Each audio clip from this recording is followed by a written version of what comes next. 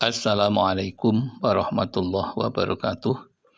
Bismillahirrahmanirrahim. Alhamdulillahilladzi arsala rasulahu bil huda wa dinil haq liyudhhirahu 'alad dini kullihi walau karihal musyrikun. Allahumma shalli wa sallim ala sayyidina Muhammad wa ala alihi wa sahbihi alladzina hum bisunnatihi mutamassikun. Amma ba'd. Jamaah Al-Fatih Channel dan sahabat YouTube yang dimuliakan oleh Allah.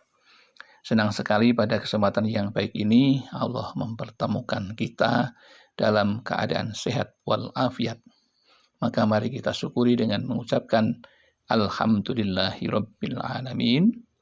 Sholawat dan salam semoga tercurah keharibaan baginda Rasulullah, Nabi yang kita cintai dan kita ikuti sunnah-sunnahnya.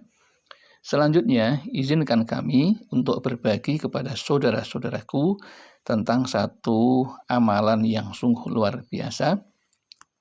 Kali ini dengan judul Perbaiki cara beristighfarmu seperti ini.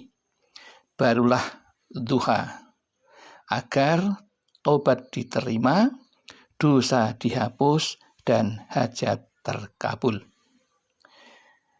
Saudaraku, bahwa yang namanya sholat duha adalah bagian dari rutinitas seorang mukmin dan muslim, yaitu satu perintah yang dianjurkan oleh Rasulullah, walaupun itu sunnah, tetapi sunnah yang dikuatkan atau sunnah muakkadah untuk dilakukan setiap hari.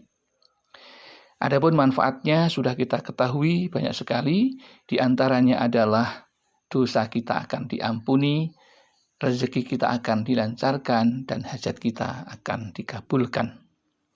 Namun ternyata ada beberapa hal yang perlu kita ketahui ketika kita ingin bertobat dan beristighfar. Jika kita beristighfar tetapi tidak mengetahui syarat-syarat beristighfar, maka hal itu juga kurang bijaksana. Yang terbaik adalah jika kita beristighfar setelah selesai sholat fardu, tentu yang pertama adalah mencari apa yang dicontohkan oleh Rasulullah ketika selesai sholat duha. Hal ini diriwayatkan dari An-Nasa'i, dari Aisyah radhiyallahu anha, ia berkata, Rasulullah shallallahu alaihi wasallam telah sholat duha, kemudian beliau bersabda dengan doa, Bismillahirrahmanirrahim, Allahumma ighfirli wa tub alayya innaka antat tawwabur rahim. Itulah doa istighfar yang diajarkan oleh Rasulullah kepada kita lewat Siti Aisyah radhiyallahu anha yang notabene adalah istri Rasulullah sendiri. Adapun artinya adalah, ya Allah, ampunilah aku dan maafkanlah aku, sesungguhnya Engkau Maha Penerima Tobat dan Maha Pengampun.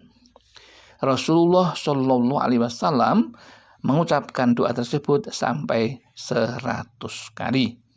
Hadis riwayat Bukhari dalam Al-Adab Al-Mufrad 619 dan disahihkan oleh Al-Albani. Yang kedua, ternyata beristighfar dan bertobat itu tidak hanya cukup melisankan istighfar saja agar taubat kita diterima, sehingga dosa-dosa kita dihapus oleh Allah Subhanahu wa Ta'ala. Hal yang penting untuk diketahui yaitu semestinya sebelum sholat tahu yang namanya istighfar yang diajarkan oleh Rasulullah dan seperti apa, bagaimana cara melafalkannya, dan juga sikap batin kita yang harus dilakukan setelah kita menyatakan tobat kepada Allah Subhanahu wa Ta'ala. Yang pertama, agar istighfar kita dan tobat kita diterima oleh Allah, maka yang pertama, lafalkanlah istighfar dengan lisan. Kalau Nabi mengajarkan sebanyak 100 kali. Kemudian yang kedua, syarat yang perlu diikuti setelah beristighfar itu adalah merasa menyesal dalam hati atas perbuatan dosa-dosa yang dilakukan. Kemudian yang ketiga yaitu meninggalkan semua perbuatan maksiat itu. Baik dalam arti tangan kita, telinga kita, mulut kita, dan semua anggota tubuh kita ini berhenti untuk melakukan yang namanya perbuatan maksiat. Kemudian syarat yang keempat agar taubat dan istighfar diterima, yaitu kita harus berjanji dengan sepenuh hati tidak akan mengulangi perbuatan dosa yang sama di masa yang akan datang.